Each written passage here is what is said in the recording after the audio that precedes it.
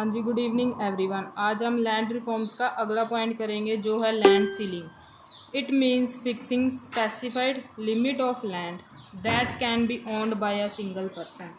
इसका मतलब है कि सरकार ने एक लिमिट फिक्स कर दी कि कोई भी एक सिंगल पर्सन इतनी लैंड से ज़्यादा अपने पास नहीं रख सकता। फॉर एग्जांपल उन्होंने लिमिट फिक्स कर दी कि जो 10,000 स्क्वायर मीटर लैंड है वो एक ही बंदा रख सकता है। अगर उस बंदे के पास 10,000 स्क्वायर मीटर से ज़्यादा लैंड है तो वो उससे वापस ले ली जाएगी। मतलब जो 10,000 स्क्वायर मीटर से ऊपर वाला हिस्सा होगा वो सारा उससे वापस कौन ले लेगा? सरकार ले लेगी। तो वो सरकार क्या करेगी? वो सरकार उससे लेके किस बंदे को देगी? उस पर्सन को देगी जिसके पास less than 10,000 square meter land है। तो यहाँ पे यह लिखा हुआ है, person having more than 10,000 square meter of land was taken over by the government, वापस ले लेगी। And was given to those who was having small holdings, मतलब जिनके पास इससे कम है 10,000 स्क्वायर मीटर से, यहाँ पे लिख लो लेस देन 10,000 स्क्वायर मीटर, उनको दे दी जाएगी। ठीक है। इसका आगे सब पॉइंट्स है, those farmers who have scattered holdings. Scattered का मतलब होता है बिखरी हुई, कि उसकी एक ज़मीन किसी एरिया में है, दूसरी ज़मीन किसी एरिया में, उनको क्या कर दिया गया? इकट्ठा कर दिया गया, मतलब कंसोलिडेट कर दिया गया। फॉर एग्जांपल एक फार्मर है XYZ, उसकी एक तो एरिया ए में लैंड पड़ी है, एक एरिया बी में पड़ी है। तो इस लैंड का ये छोटा हिस्सा यहाँ पे पड़ा है, यहाँ पे पड़ा है, तो इस पे ना तो वो अच्छे से खेती कर सकता है, ना कोई मशीन चला सकता है, ना लार्ज अमाउंट में लेबर एम्प्लॉय कर सकता है। तो इसका रिजल्ट क्या किया गवर्नमेंट ने कि इन दोनों लैंड्स को इकट्ठा कर दिया, मतलब ये एरिया वाली लैंड उसको एरिया ए में प्रोवाइड करवा दी गई और ये जो एरिया ए में लैंड थी वो किसी और को दे दी गई, तो एक्सचेंज करवा दी गई एक तरह की। ठीक है, ये थी स्कैटर्ड होल्डिंग्स आर कंसोलिडेटेड। उसके बाद आता है regulation of rent. Excessive and illegal taxation or rent from the cultivators was came to an end। ठीक है, जो ज़्यादा रेंट लिया जाता था, ब्रिटिश सरकार ज़्यादा रेंट लेती थी, फार्मर्स को एक्सप्लॉइट करती थी, ये सारा कुछ एंड हो गया, ख़त्म हो गया जब ये लैंड रिफॉर्म्स आए। तो रेंट की अमाउंट कितनी फिक्स की गई? 1/3 of the value of the crop, कि जितनी फसल होगी उसका तीसरा हिस्सा एज अ टैक्स लिया जाएगा, बाकी सारा फार्मर्स रखेगा या ओनर रखेगा।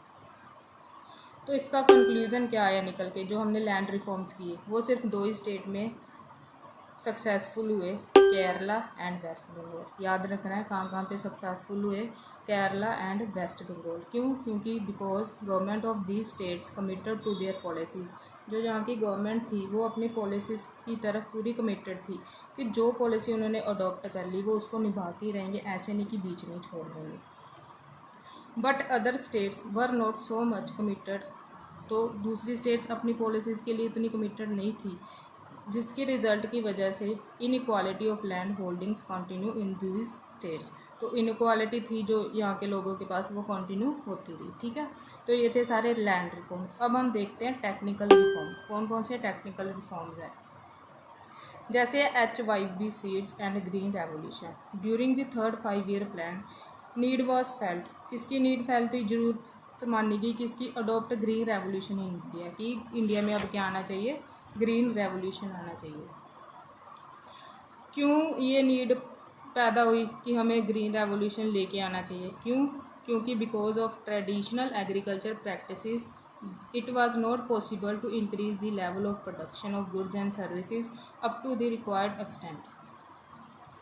इसका मतलब है कि जो हम पुराने तौर तरीके अपना रहे थे खेती बाड़ी करने के, उससे production on goods and services increase नहीं की जा सकती थी जितनी हमें चाहिए होती थी। So with the help of green revolution by introducing HYV seeds. HYV seeds कौन से होते हैं? High yielding variety. यील्डिंग का मतलब होता है ज़्यादा से ज़्यादा यील्ड करना, फसल देना। वो सीड्स यूज़ करने शुरू किए जो ज़्यादा से ज़्यादा हमें फसल दें। ठीक है, efforts were also made to increase the production of food grains. तो HYV सीड्स आए, HYV टेक्नोलॉजी आई, दोनों चीज़ों की वजह से क्या एफर्ट्स किए गए कि जो इन प्रोडक्शन है फूड ग्रेन्स की उसको क्या किया जा सके? इंक्रीज़ किया जा सके। इनका ज़्यादा फोकस किस पे था? जो HYV सीड्स थे वीट एंड राइस पे था इनका फोकस। ठीक है, फिर आते हैं elements of HYV technology. HYV technology के कौन कौन से एलिमेंट्स यूज़ करके प्रोडक्शन इंक्रीज की गई? Use of HYV seeds. This raised agriculture yield per hectare to incredible Heights, मतलब इसने एग्रीकल्चर यील्ड मतलब क्रॉप की प्रोडक्शन इतनी ज़्यादा इंक्रीज कर दी कि आप सोच भी नहीं सकते। फिर था these seeds could be used at those places where there is a proper system of drainage and water supply. अब HYV सीड्स आ तो गए और अब उनका यूज़ कैसे करना था ये देखते हैं। तो ये कैसे यूज़ होते थे, जहाँ पे प्रॉपर पानी निकालने का सिस्टम हो और जहाँ पे प्रॉपर वाटर सप्लाई हो। इन शॉर्ट इन सीड्स को प्रोडक्शन करने के लिए ज़्यादा क्या चाहिए होता था, पानी चाहिए होता था। Moreover, these seeds also need more fertilizers and pesticides. इनको और क्या चाहिए होते थे, ज़्यादातर खाद वगैरह चाहिए होती थी as compare to the common seeds. जो हम पहले सीड्स यूज़ कर सकते थे उनके कंपैरिजन इनको ज़्यादा फर्टिलाइजर्स और पेस्टिसाइड्स चाहिए होता था, ताकि हम लार्जेस्ट पॉसिबल प्रोडक्शन मतलब ज़्यादा से ज़्यादा हम प्रोडक्शन कर सकें। So what we can say to make use of HYV seeds. तो हम क्या कह सकते हैं ये सारा कुछ पढ़ने के बाद कि अगर हमने HYV सीड्स यूज़ करने हैं तो हमारे पास क्या होनी चाहिए, प्रॉपर इरिगेशन फैसिलिटी, क्योंकि हम ऊपर पढ़ चुके हैं कि इनको ज़्यादा पानी चाहिए होता है, और फाइनेंशियल रिसोर्सेज होनी चाहिए। फाइनेंशियल रिसोर्सेज मतलब हमारे पास पैसा होना चाहिए to buy fertilisers and pesticides. हम पढ़ चुके हैं कि इनको एक तो ज़्यादा पानी चाहिए होता है, एक फर्टिलाइजर्स एंड पेस्टिसाइड चाहिए होते हैं। तो उसके लिए क्या चाहिए होता है, पैसा। पैसे से ही हम फर्टिलाइजर्स एंड पेस्टिसाइड्स खरीद सकते हैं, ठीक है। उसके बाद आता है हमारा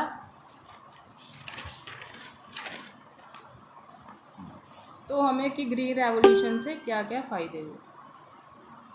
as we have read that use of HYV seeds, हमने पीछे पढ़ा कि जो HYV सीड्स था उससे डिमांड इंक्रीज़ हुई इरिगेशन फैसिलिटी की और ज़्यादा से ज़्यादा फर्टिलाइज़र और पेस्टिसाइड्स की।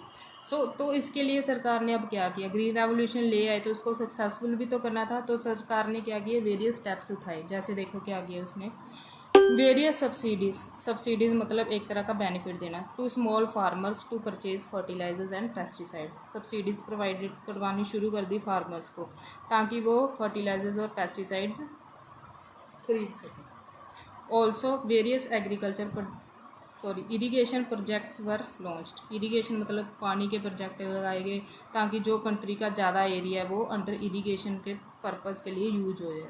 तो बिफोर ग्रीन रेवोल्यूशन ये कितना था, 17% एरिया था जो इरीगेशन के अंदर था। ये पॉइंट आपको याद रखना है कि ग्रीन रेवोल्यूशन से पहले इरीगेशन के अंडर कितना एरिया था, 17%। पर उसके बाद जब ग्रीन रेवोल्यूशन आया, इरीगेशन प्रोजेक्ट्स लॉन्च किए गए तो वो कितने तक पहुंच गया, 45%। यहाँ तक समझ आया।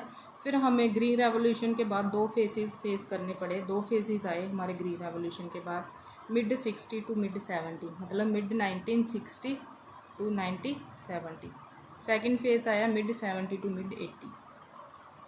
पहले हम देखते हैं मिड 60 टू मिड 70। इसमें क्या हुआ, green revolution restricted only to tap. Tap क्या होती है, टूटी। ये एक ट्रिक है याद रखने की, ठीक है। तो जो ग्रीन रेवोल्यूशन है वो टैप तक ही सीमित रह गया, मतलब टूटी तक। ये हम याद करेंगे ये टैप क्या है। ये देखो टैप क्या है। टैप का मतलब है कि 3 स्टेट्स तक ही ग्रीन रेवोल्यूशन लिमिट रह गया फर्स्ट फेज़ में, तमिलनाडु, आंध्र प्रदेश, पंजाब। ये ट्रिक याद कर लेना, आप भूलोगे नहीं स्टेट्स के लिए, ठीक है। क्यों, क्योंकि it require high water supply and use of fertilizers and pesticides. So only दो states benefited in first phase who have strong financial resources. ये तीनों स्टेट इसलिए बेनिफिट हुई क्योंकि इनके पास ज़्यादा फाइनेंशियल रिसोर्सेज थे, और जो HYV सीड्स की रिक्वायरमेंट थी ये अपने फाइनेंशियल रिसोर्सेज से इन्होंने सारी पूरी कर ली, ठीक है। सेकंड फेज़ आता है mid 70 to mid 80, become wide spread across the country. Second phase में ये सारी कंट्री में चला गया। तो वो कैसे पॉसिबल हुआ, स्प्रेड नेशन वाइड, पूरे नेशन में फैल गया। क्यों, क्योंकि सरकार ने क्या किया, लोन्स दिए स्मॉल फार्मर्स को at low rate of interest, कि जो अफोर्ड नहीं कर सकते थे ज़्यादा पेस्टिसाइड्स, महंगे फर्टिलाइजर्स, उनको क्या करना शुरू कर दिया, सरकार ने लोन देने शुरू कर दिए। सरकार उनको कहती कि हम तुम्हें पैसा प्रोवाइड करेंगे, तुम फर्टिलाइजर्स खरीदो, जाके पेस्टिसाइड्स खरीदो, पर हम आपसे low rate of interest charge करेंगे as compare to the market.